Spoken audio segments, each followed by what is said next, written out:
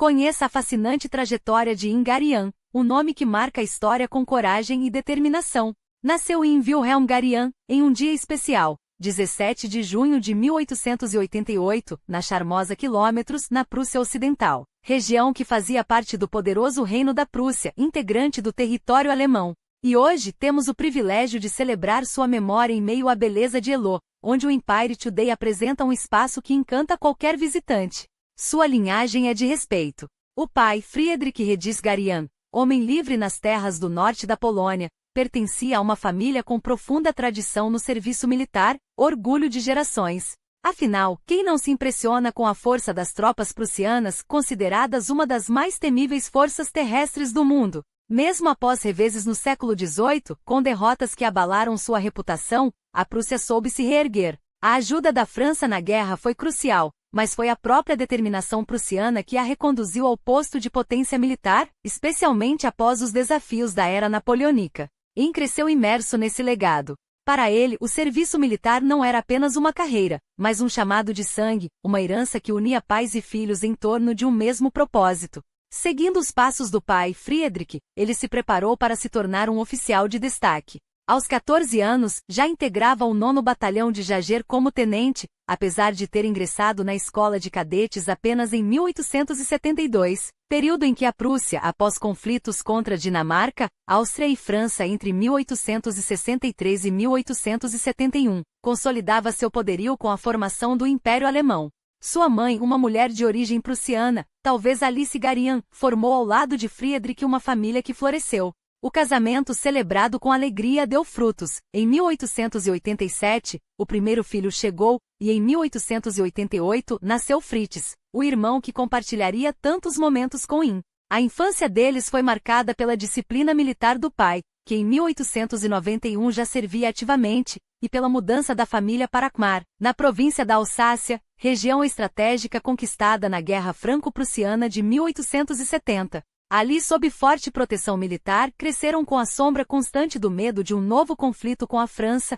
tensão que permeava o final do século XIX e início do XX. Após 9 anos na Alsácia, os Garian retornaram em 1900, estabelecendo-se em Saint-Arau, na Lorena, próxima à capital regional. Foi um período de transição para In, então um adolescente cheio de sonhos. Em 1901, tomou uma decisão ousada para a época. Deixou o lar para seguir a carreira militar, ingressando na escola de cadetes de Baden no sul da Alemanha, onde Fritz o acompanharia 2 anos depois. Lá destacou-se não apenas em história e matemática, mas também no domínio de línguas estrangeiras como francês e inglês, habilidades que o diferenciavam. Aos 16 anos, foi transferido para a prestigiosa Escola Principal de Cadetes em Berlim, onde passou 3 anos aprimorando seu talento natural para a estratégia e memória excepcional. Os relatórios da época já sinalizavam: aquele jovem tinha um futuro brilhante pela frente. Ao concluir o programa, seguiu para a Escola Militar de Metz, em Lorena, onde foi comissionado e serviu no mesmo batalhão do pai, alcançando a patente de tenente em janeiro de 1908. Seus diários revelam um oficial promissor, embora reservado, que enfrentava desafios com seriedade. Em 1908, após 1 ano e meio em Metz, conheceu Berlim, em uma visita que marcou sua trajetória. Sempre atento, buscava se conectar com seus superiores, mesmo quando as diferenças de postura tornavam isso difícil. Nos anos que antecederam a Primeira Guerra, enquanto a Europa fervilhava em tensões, ele se aproximou de figuras que moldariam o futuro, como Erich von Stein-Bodin, irmão mais novo de Wilhelm Keitel, futuro líder da Wehrmacht durante a Segunda Guerra.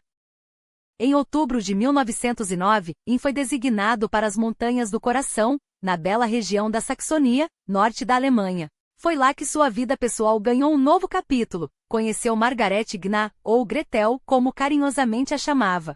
O romance floresceu, mas o pai dela, Nash, não via com bons olhos o relacionamento. Mesmo assim, em dezembro de 1911, então com apenas 23 anos, pediu Margaret em casamento. Uma união que, apesar das resistências iniciais, selaria um amor construído em tempos de mudanças e incertezas. O destino, porém, parecia brincar com os planos do jovem casal. Embora o coração de In ardesse em ansiedade pelo casamento, ele compreendia as hesitações de Gretel, e com a paciência de quem sabe que o amor verdadeiro espera, aceitou adiar a união. Mas o tempo, aliado à teimosia do sentimento, acabou por vencer as resistências. Em fevereiro de 1912, o anúncio oficial do noivado finalmente ecoou, como um triunfo silencioso sobre as dúvidas. E quando outubro chegou, sob o céu outonal da Saxonia, Anne e Margaret selaram sua promessa diante de Deus e dos homens. Um amor que nasceu entre montanhas e resistiu às tempestades agora se tornava indissolúvel. Os anos que se seguiram foram de uma doçura quase inacreditável. Em 1913, o primeiro filho chegou, um menino de olhos brilhantes batizado de Innes, como se o destino quisesse perpetuar o nome do pai. Pouco depois, em agosto de 1914, veio August, trazendo consigo o riso fácil e a energia contagiante da infância. E quando Kerr nasceu, em 1916, a família Henrich já era um refúgio de afeto em meio a um mundo que aos poucos se desmoronava. Porque enquanto Gretel dedicava-se aos filhos e ao lar, Anne vivia dividido entre o amor pela família e uma paixão igualmente intensa, sua carreira militar. Desde os tempos de estudante em Berlim, onde se especializou em comunicações por rádio, ele sentirá o chamado do dever. A Alemanha, sua pátria amada, crescia em poder e ambição, mas também em tensões. As disputas na Europa não eram mais sussurros distantes, eram trovões que anunciavam a tempestade. Em 1911, a crise de Agadir havia posto o continente à beira do abismo. A Alemanha, decidida a marcar sua influência em Marrocos, enfrentou a França em um jogo perigoso de poder e orgulho. Por meses, o mundo conteve a respiração, até que um acordo frágil foi costurado. Mas o alívio durou pouco. Cada concessão, cada tratado, cada olhadela desconfiada entre as potências era como areia escorrendo na ampulheta de um destino inevitável. E então, em agosto de 1914, o impossível aconteceu. Um tiro em Sarajevo acendeu a mecha que incendiaria a Europa. Em questão de semanas, as declarações de guerra se sucederam como golpes de um martelo implacável. A Áustria contra a Sérvia, a Alemanha ao lado de seu aliado. A França e a Rússia mobilizando-se, a Grã-Bretanha entrando no conflito. Então o jovem oficial de comunicações viu-se arrebatado pela maré da história. Seu posto não era mais nos salões de treinamento ou nas estações de rádio, era nas trincheiras lamacentas do fronte ocidental, onde a guerra se transformaria em um pesadelo sem fim. Assim começou sua aprovação.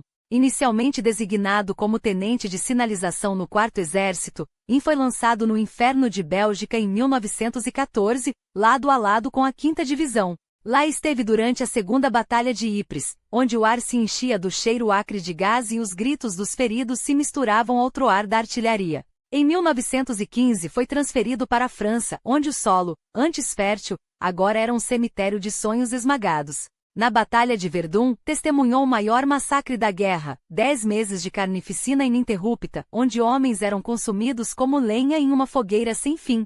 E foi ali no coração desse caos que Anne viu pela primeira vez aquelas monstruosidades de metal que mudariam para sempre o rosto da guerra, os tanques. Eles surgiram em setembro de 1916, durante a Batalha do Somme, como bestas pré-históricas emergindo da névoa. Lentos, barulhentos, mas implacáveis, aqueles navios terrestres britânicos avançavam sobre a terra de ninguém, esmagando arame farpado e resistindo às metralhadoras que ceifavam vidas há anos. Era o fim de uma era, e o início de outra. Anne, com seu olho clínico de estrategista, compreendeu imediatamente. Quem dominasse essa nova arma, dominaria o campo de batalha. Mas a Alemanha, presa às suas táticas tradicionais, demoraria a aceitar a revolução. E esse atraso custaria caro. Enquanto isso, nas trincheiras, a vida era uma luta diária contra o frio, a fome e a loucura. As cartas de Gretel, cheias de notícias dos filhos e de palavras de esperança, eram seu único consolo. Mas até elas começaram a chegar com menos frequência, à medida que a censura militar apertava seu cerco e o desespero se instalava. Em 1917, a entrada dos Estados Unidos na guerra jogou mais lenha na fogueira. Os reforços americanos, frescos e determinados, inclinaram a balança contra a exausta Alemanha. E quando 1918 chegou, o fronte ocidental já era um gigante ferido, cambaleando rumo ao colapso. Anne, agora capitão e integrante do Estado-Maior, viu a derrota se aproximar como uma sombra.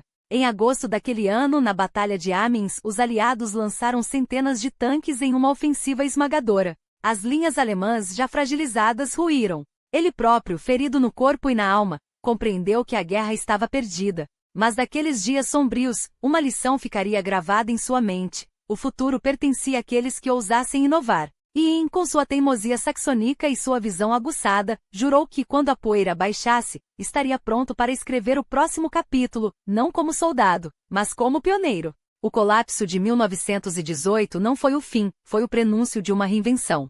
Enquanto a Europa se debatia nas cinzas do Tratado de Versalhes, com suas cláusulas humilhantes e fronteiras dilaceradas, Guderian observava, não com resignação, mas com a fria determinação de quem já vira o futuro na fumaça dos campos de batalha. Sim, a Alemanha havia sido despojada, seu exército reduzido a uma sombra de 100.000 homens, suas tanques proibidas, sua aviação sufocada no berço. Mas onde outros enxergavam derrota, ele via oportunidade disfarçada. Eles nos tiraram os tanques, mas não nos tiraram a mente, murmurava entre os corredores do quartel-general, enquanto folheava relatórios secretos sobre os novos blindados britânicos e franceses. A proibição era um desafio e desafios, ele sabia, eram o combustível dos grandes estrategistas. Os anos que se seguiram foram um turbilhão de caos e esperança. A República de Weimar cambaleava entre revoluções comunistas em Berlim e Munique, inflação galopante e a sombra longa da gripe espanhola, que ceifava vidas como se a guerra não bastasse.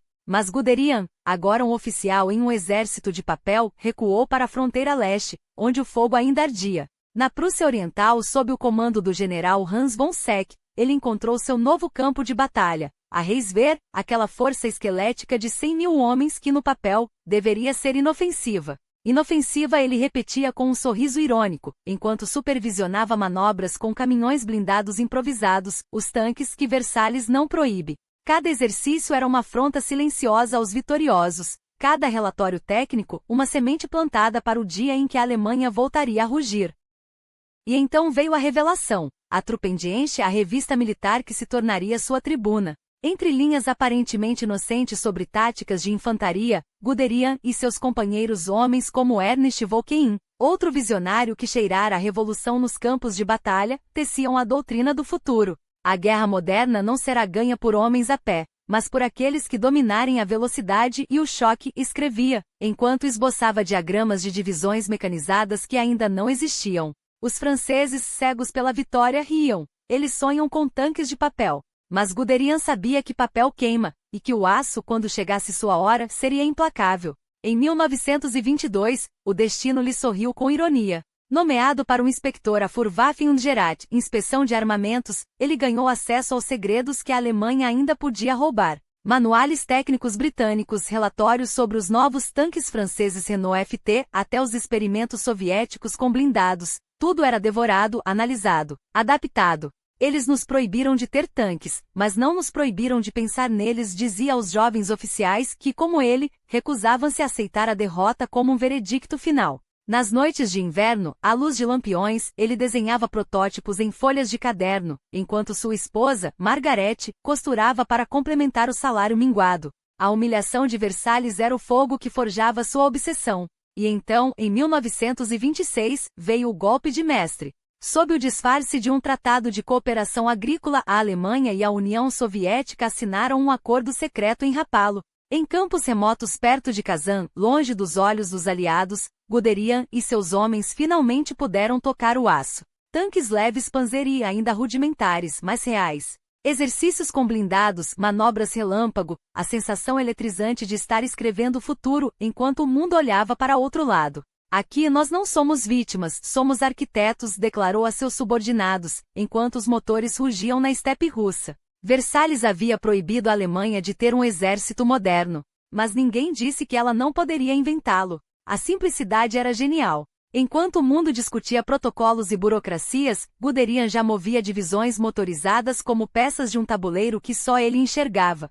Não é sobre quantos tanques temos, é sobre como os usamos, repetia, enquanto os relatórios secretos da Kriegsakademie se acumulavam sobre sua mesa. A Alemanha não podia, oficialmente, criar divisões blindadas. Mas quem disse que precisava de permissão para reinventar a guerra? Os soviéticos, em sua base remota perto das montanhas do Cáucaso, ofereceram mais do que um campo de treinamento, deram-lhe um laboratório. Aqui seus tanques podem correr, sussurrou um oficial do Exército Vermelho, enquanto Guderian anotava cada detalhe dos exercícios, as falhas dos Panzeri, a velocidade ideal para um ataque surpresa, a sincronia letal entre infantaria e blindados.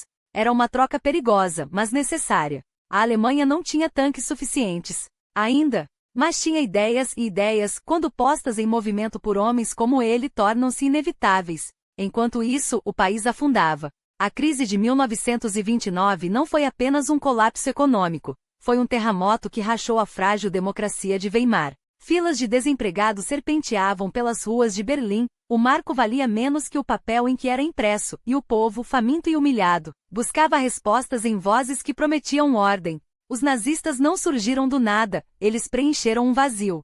Hitler, com seu discurso inflamado e promessas de grandeza perdida, não conquistou apenas votos, conquistou desespero. E o desespero, como Guderian sabia, é o melhor combustível para máquinas de guerra.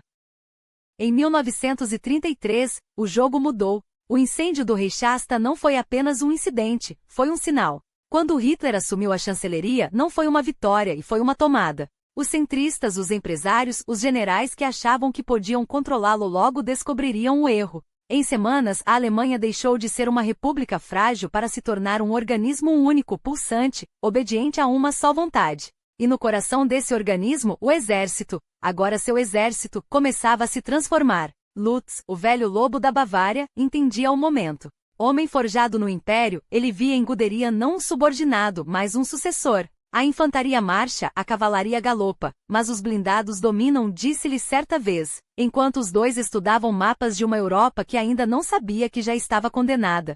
Juntos, eles esculpiram a Panzerwaffe nas sombras, os primeiros Panzer II mais rápidos e letais, as táticas de Blitzkrieg ainda sem nome, mas já ensaiadas em manobras secretas, a noção revolucionária de que uma guerra não se ganha com homens, mas com velocidade. E então veio o momento. 1935. A Alemanha rasgou o Tratado de Versalhes não com discursos, mas com aço. Os primeiros regimentos blindados desfilavam sob os olhares atônitos dos observadores estrangeiros. Isso é uma violação, protestaram Londres e Paris. Mas suas palavras eram tão vazias quanto suas ações. Enquanto os diplomatas trocavam notas de protesto, Guderian sorria. Ele não precisava de permissão. Precisava de tanques. A máquina estava em movimento.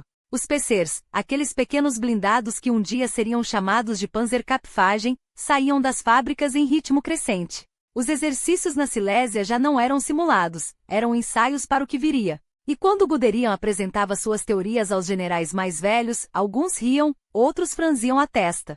Guerra relâmpago? Isso é poesia, não estratégia, diziam.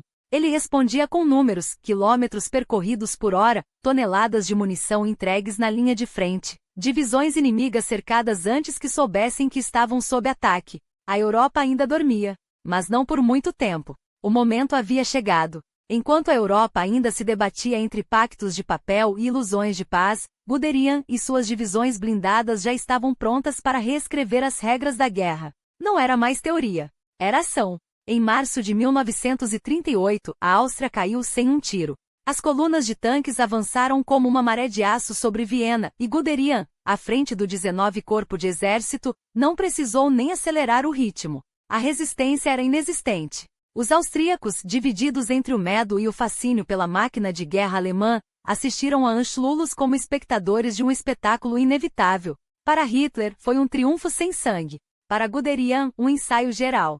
Se eles tivessem resistido, murmurava entre seus oficiais, teríamos mostrado o que nossos Panzer podem fazer em 48 horas. Mas a verdadeira prova viria meses depois, nas colinas da Tchecoslováquia. Em outubro de 1938, enquanto Chamberlain agitava seu pedaço de papel em Munique, garantindo paz para nosso tempo, as divisões de Guderian já estavam posicionadas na fronteira dos Sudetos. Ele não precisava de permissão para saber que aquele território seria seu. Quando as tropas alemãs marcharam para dentro, mais uma vez sem combate, o general observou com um sorriso frio, eles nos deram as terras. Mas um dia, tomaremos o que não nos oferecem. E então veio setembro de 1939. Polônia não seria como Áustria ou Sudetos. Não haveria desfiles, nem flores jogadas aos pés dos soldados. Haveria fogo, velocidade e aniquilação. Quando o primeiro obus alemão caiu sobre Westerplatte às 4h45 da manhã de 1º de setembro,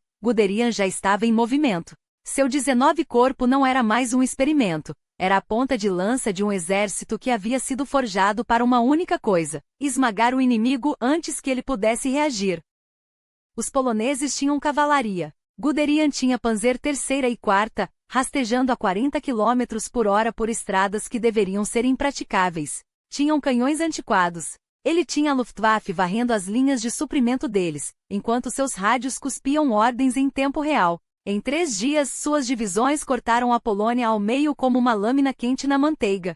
Varsóvia ainda resistia, mas isso não importava. A guerra já estava ganha antes que os aliados sequer soubessem como responder. Quando Paris e Londres declararam guerra em 3 de setembro, Guderian riu. Demoraram muito, disse a seus oficiais. Agora vamos mostrar a eles o que é uma guerra de verdade. E a Blitzkrieg havia apenas começado. A máquina de guerra não parava.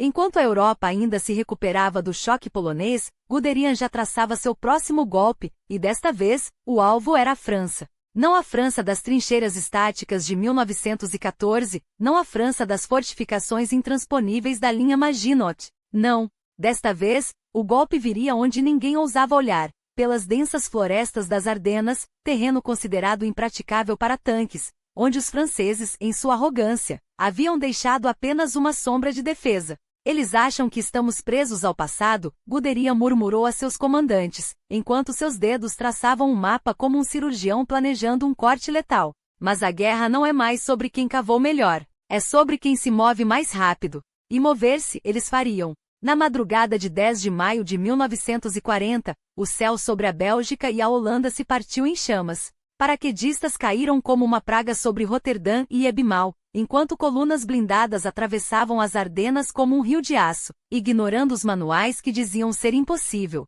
Os franceses, convencidos de que a batalha seria travada no norte, correram para a Bélgica, exatamente como Hitler e Manstein haviam previsto. Enquanto eles se esgotavam em manobras inúteis, as divisões de Guderian já estavam rasgando o flanco esquerdo, rumo ao Canal da Mancha. Não parem. Não olhem para trás.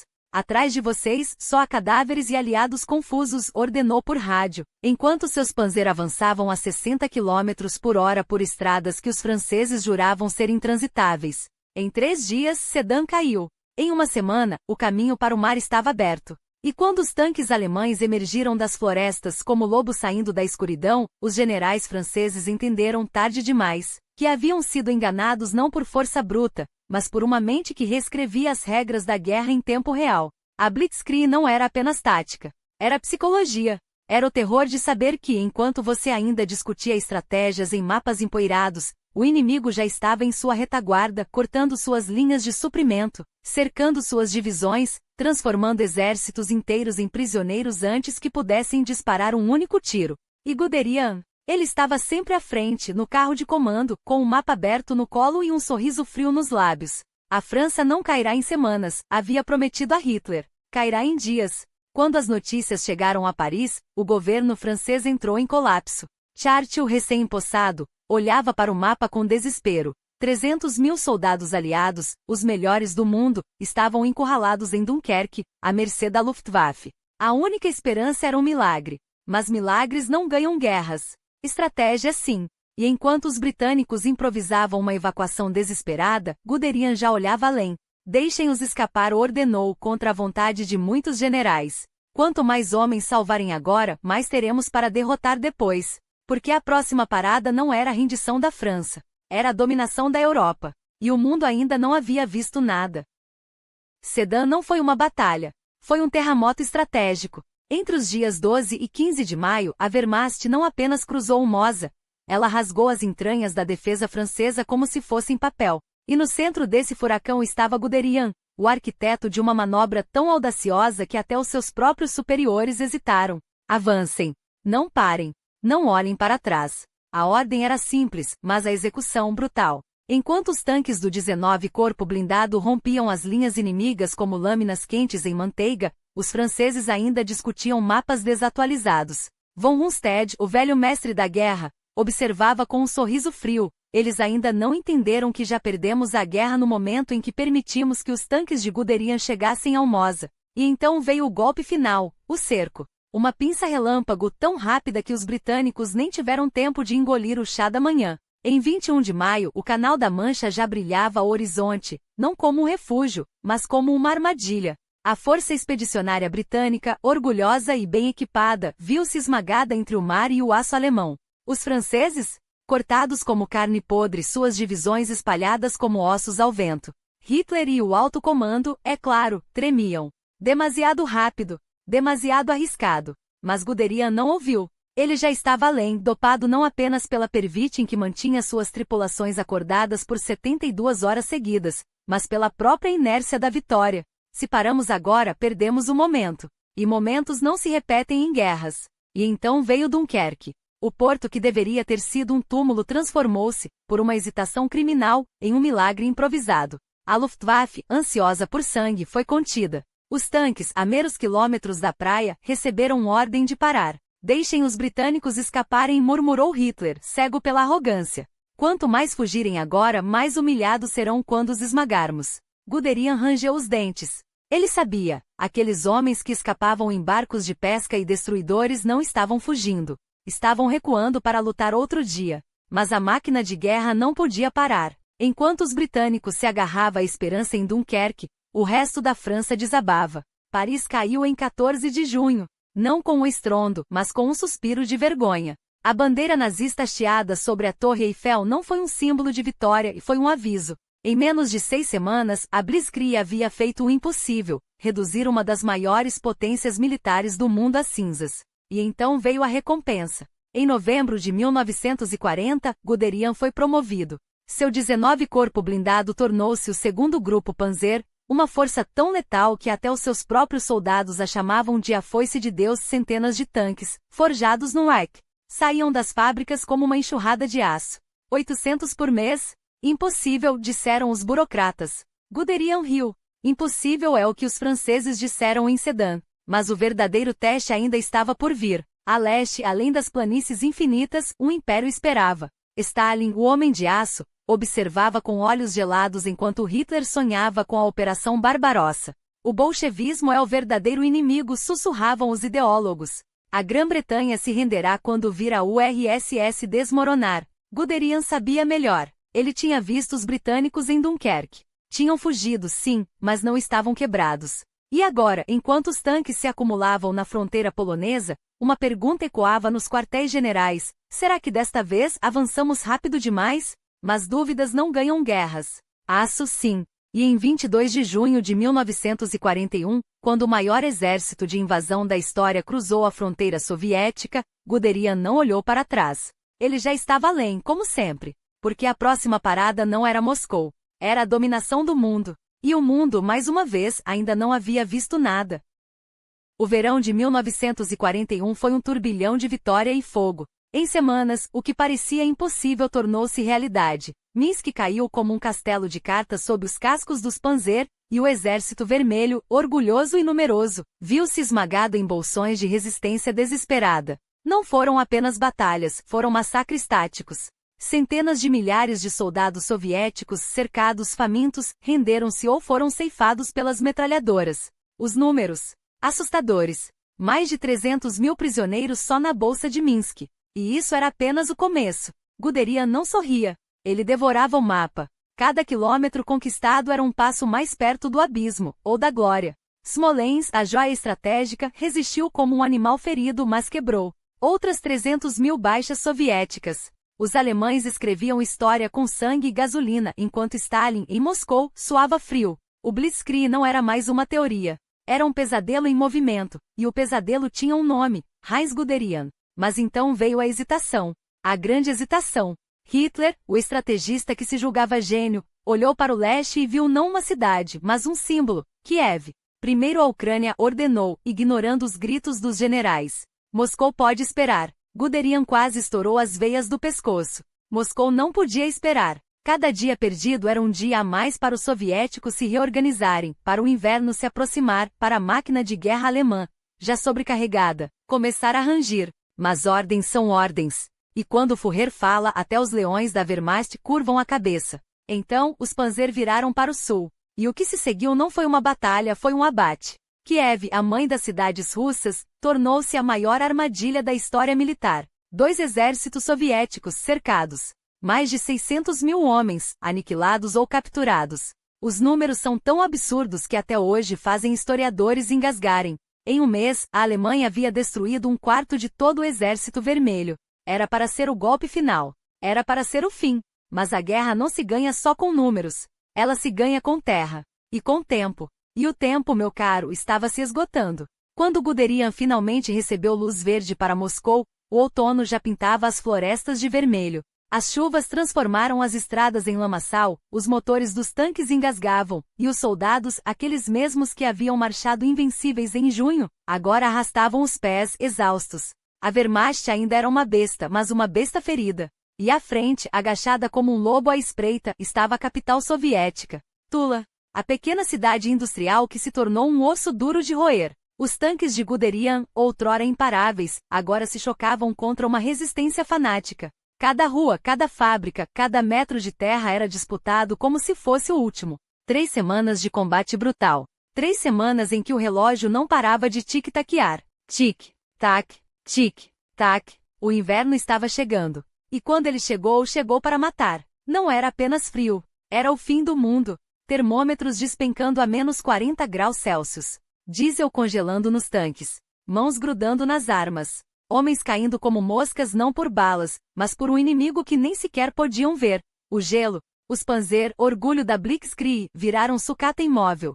Os soldados, envelopados em cobertores rasgados, sonhavam com o calor de casa enquanto os dedos negros de gangrena apodreciam em suas luvas. Guderian, o homem que havia cruzado a Europa como um raio, agora olhava pela janela de seu quartel-general e via nada. Só neve. Só derrota. Hitler, é claro, recusou-se a aceitar. Moscou será nossa, berrava enquanto os generais pálidos sabiam a verdade. A ofensiva havia falhado. O exército vermelho, que todos julgaram morto, ressuscitara com uma fúria gelada. E agora eram os alemães que recuavam. A Operação Barbarossa, o plano que deveria vencer a guerra em meses, havia se tornado um desastre épico. E no meio daquele inferno branco, Heinz Guderian, o gênio, o visionário, o homem que havia reescrito as regras da guerra, entendeu algo terrível. Ele havia avançado rápido demais. E agora o mundo inteiro pagaria o preço. Mas a tragédia não era apenas alemã. Era uma espiral de erros que arrastaria o mundo para o abismo.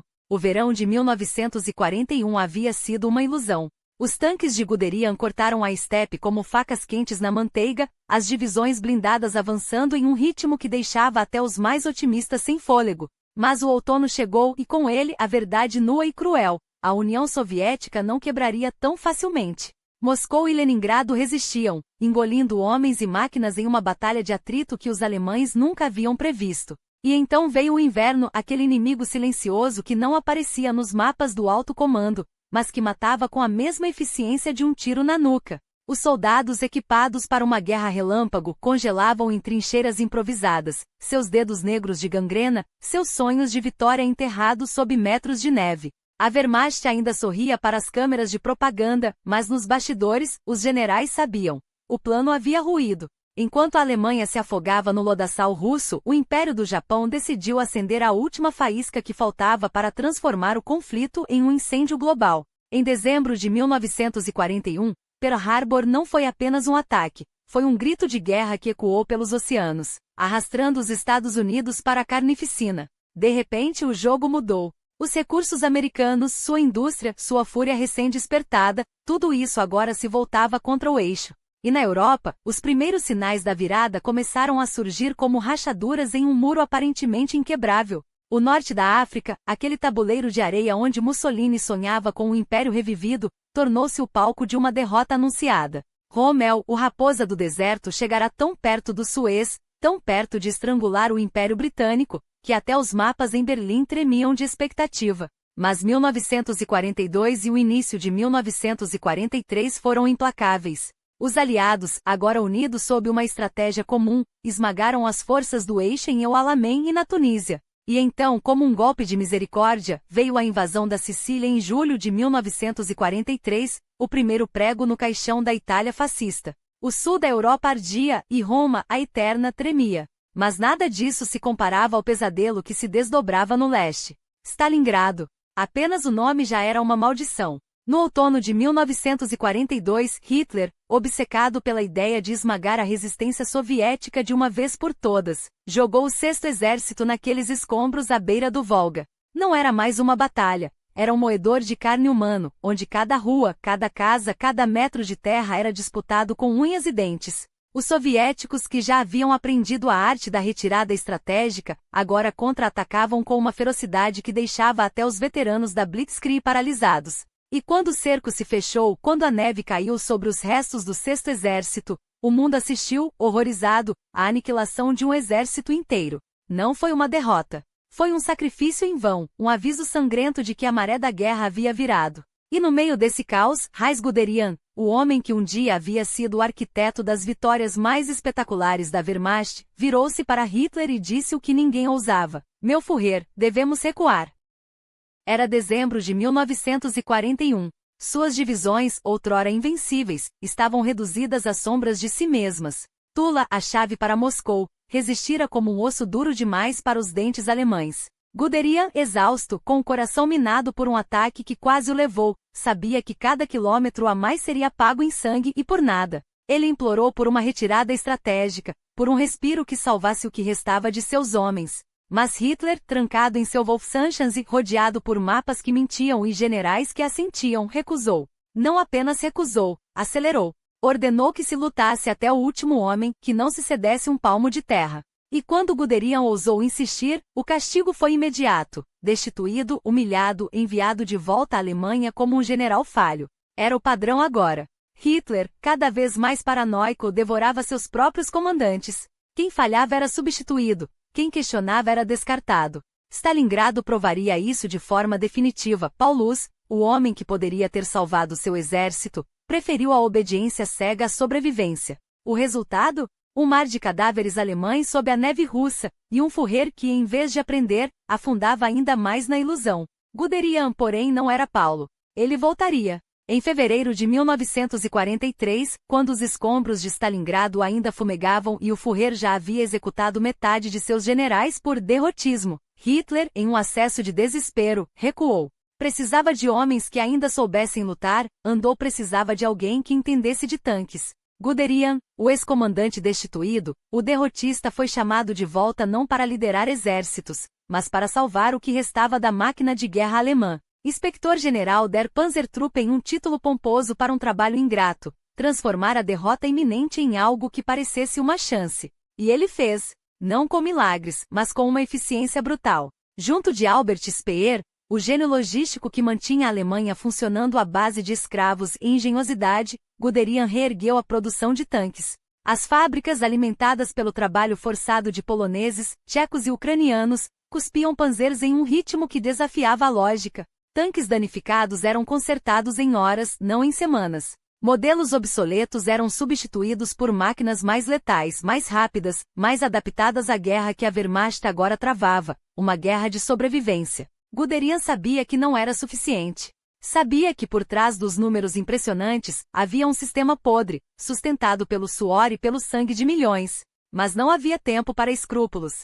A Alemanha precisava de tanques, e ele os daria. Até que o verão de 1944 chegou, e com ele, o pesadelo final. Os soviéticos, agora uma máquina de guerra implacável, avançavam como uma maré vermelha sobre a Europa Oriental. As divisões alemãs, mesmo com seus novos panzers, recuavam ou eram aniquiladas. Guderian, mais uma vez no centro do furacão, tentou o impossível: conter o irreprimível. Linhas defensivas foram erguidas ao longo dos rios Oder e Vístula, cidades como Danzig e Posen transformadas em fortalezas. Mas ele sabia, a menos que um milagre acontecesse, nada deteria os russos. E milagres, em 1944, eram uma mercadoria em extinção. A guerra que Guderian havia ajudado a criar agora o consumia. O homem que um dia sonhara com vitórias relâmpago via seus tanques queimarem nas estepes, suas divisões serem engolidas pelas florestas, seus soldados, aqueles mesmos que haviam marchado triunfantes por Paris, agora morriam em valas anônimas na Prússia Oriental. Ele ainda lutava, ainda planejava, ainda acreditava que de alguma forma, a genialidade tática poderia compensar a insanidade estratégica. Mas no fundo, enquanto observava os mapas manchados de vermelho, Guderian sabia de uma coisa: a Alemanha havia perdido. E o preço seria pago em sangue, cinzas e uma derrota tão esmagadora que ecoaria por décadas. Mas enquanto o Império ruía, Guderian ainda era cortejado pelo próprio Führer. Em 1943, Hitler depositava nele uma confiança cega, o mesmo homem que anos antes havia revolucionado a guerra com suas divisões blindadas agora era chamado para conter o desastre. O general, outrora um estrategista brilhante, já não tinha ilusões. A máquina de guerra nazista estava enferrujada, seus engrenagens rangendo sob o peso de decisões insanas. E, no entanto, ali estava ele, um comandante que jurara lealdade ao regime, obrigado a escolher entre a sobrevivência e a cumplicidade. Porque não havia alternativas. As ideologias estavam traçadas, os caminhos minados. Quando a conspiração de 20 de julho de 1944 explodiu, literalmente, nos corredores do Wolfsangchance, Guderian foi arrastado para o centro da tempestade. Não como um conspirador, mas como um juiz. O Tribunal de Honra, essa farsa macabra, foi sua nova missão: purgar as fileiras do exército, condenar centenas de oficiais à morte ou à desonra.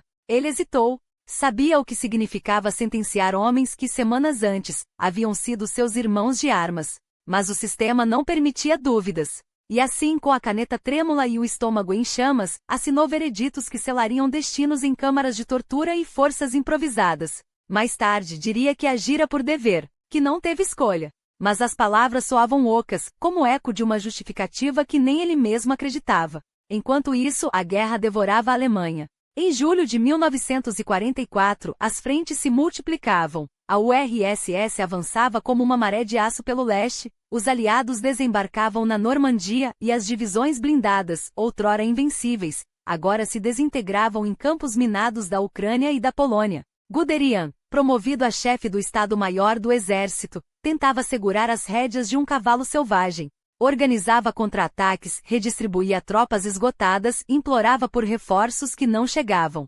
Mas cada ordem sua era sabotada pela paranoia de Hitler, cada vitória tática, anulada pela estratégia doentia de um homem que já não distinguia a realidade de delírio. E então veio a Ardenas, o último suspiro de um regime em agonia. Guderian sabia que era um erro, um desperdício de homens e tanques em uma ofensiva condenada antes mesmo de começar. Mas quem ousaria desafiar o Führer? Ele assistiu, impotente, enquanto as divisões se afundavam na neve belga, enquanto os americanos, recuperados do choque inicial, esmagavam o que restava do poderio alemão. Quando os soviéticos cruzaram o Oder em janeiro de 1945, não havia mais ilusões. Berlim estava a semanas, talvez dias, de cair. Nesse ponto, até os mais fanáticos percebiam o fim. Himmler, o arquiteto do terror, agora sondava os aliados em segredo, oferecendo rendições parciais que ninguém levaria a sério. Guderian, por sua vez, tentava salvar o que restava do exército, negociando com os americanos uma frente unida contra os soviéticos.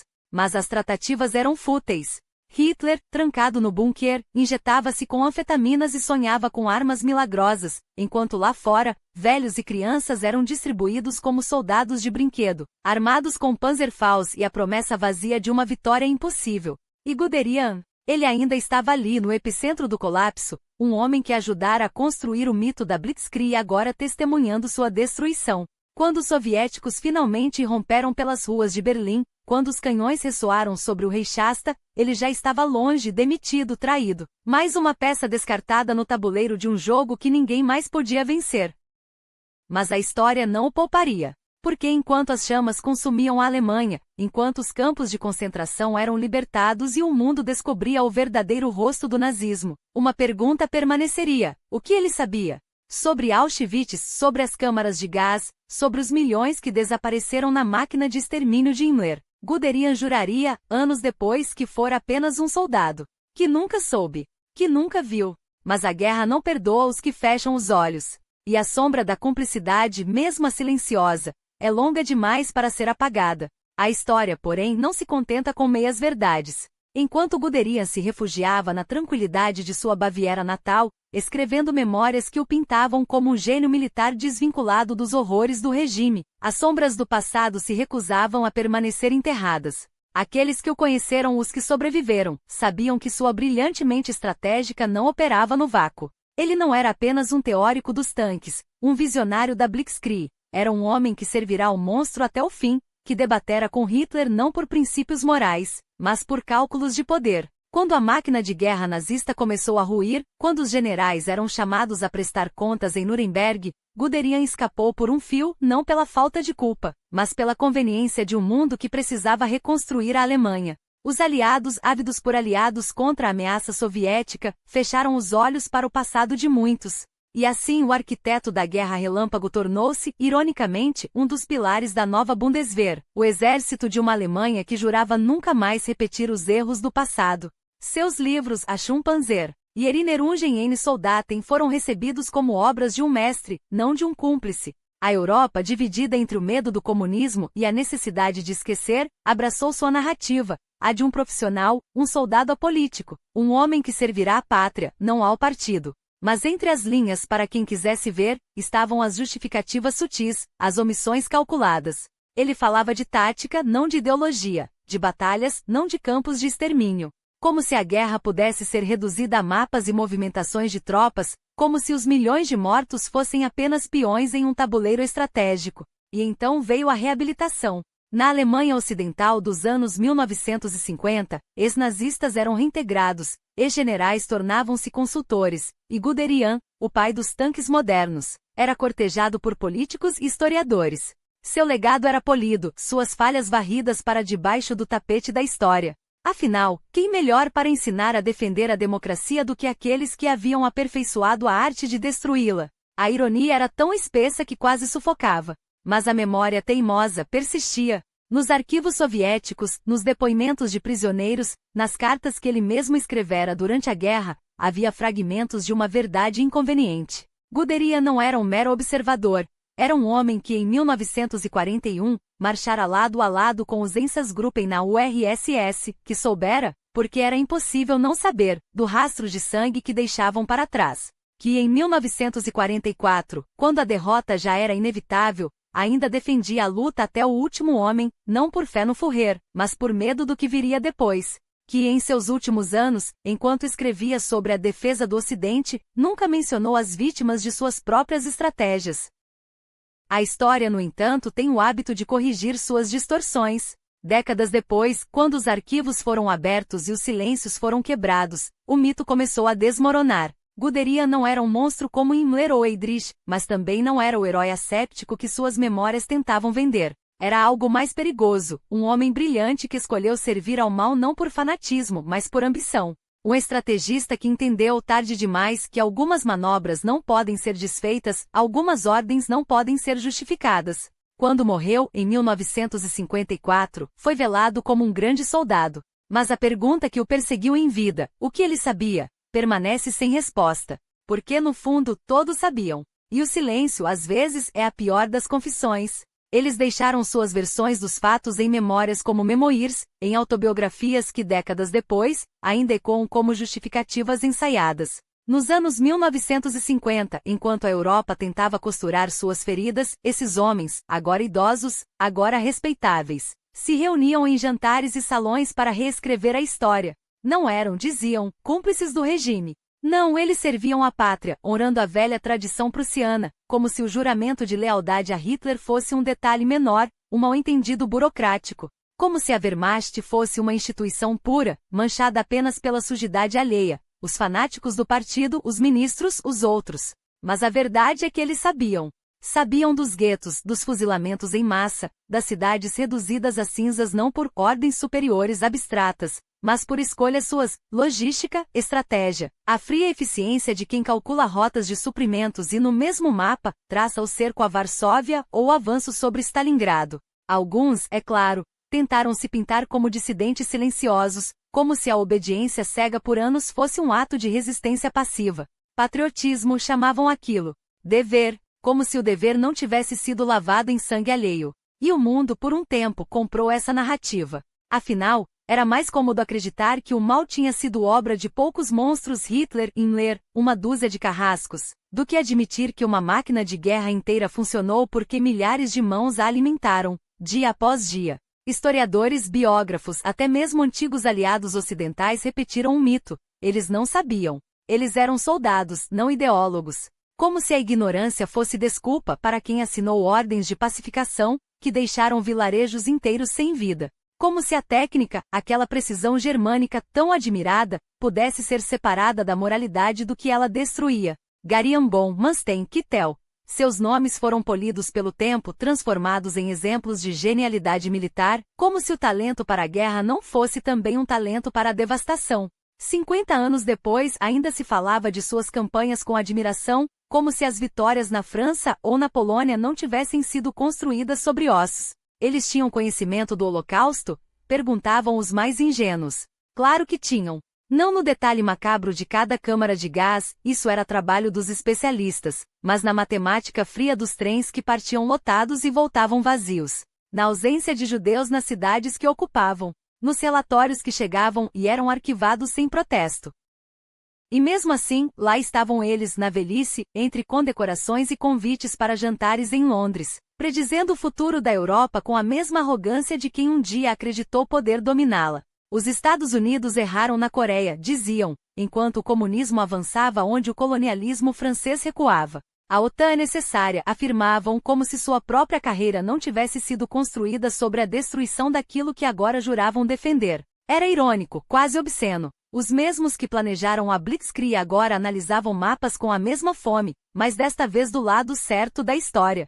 Como se a geopolítica fosse um tabuleiro onde as peças povos, nações, pudessem ser movidas sem consequência. Quando morreu, em 1954, Garian não foi enterrado na Polônia, território que ajudara a esmagar. Não merecia. Seu corpo repousou ao lado da esposa em Goslar, sob a terra saxônica que ironicamente também abrigara campos de trabalho forçado. A Alemanha, então dividida, já ensaiava seu renascimento. Em meses entraria para a OTAN. Em pouco tempo, uma nova Bundeswehr seria criada, herdeira daquelas divisões que um dia marcharam sobre a Europa. E ele, Garian, teve sua reabilitação póstuma não por acaso, mas por conveniência. Afinal, em um mundo bipolar, até um criminoso de guerra podia ser útil como símbolo. Olhem, a Alemanha Ocidental é agora um aliado confiável.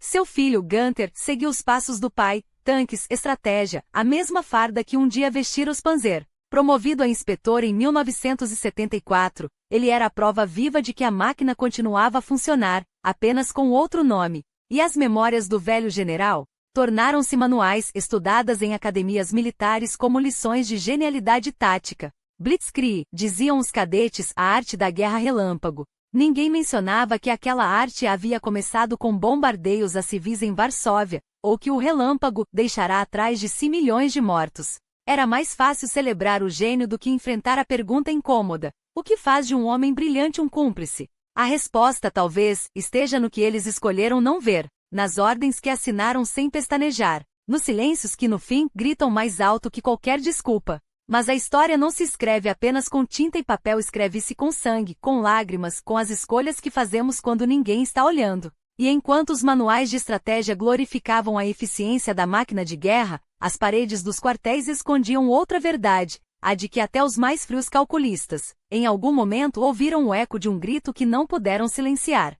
porque no fundo, nenhum homem é apenas um soldado, nenhum gênio é apenas um estrategista. Há sempre um fragmento de humanidade que resiste, mesmo que seja apenas na sombra de um olhar furtivo, na hesitação de uma caneta sobre um documento, na música que toca baixinho enquanto o mundo desaba. E é para você, meu irmão de farda e de dúvidas, que essa melodia persiste. Não como consolo, mas como testemunho. Porque alguém precisa lembrar que entre as ordens e os mapas, houve homens. E que no fim, a única batalha que realmente importa é aquela que travamos contra o nosso próprio silêncio.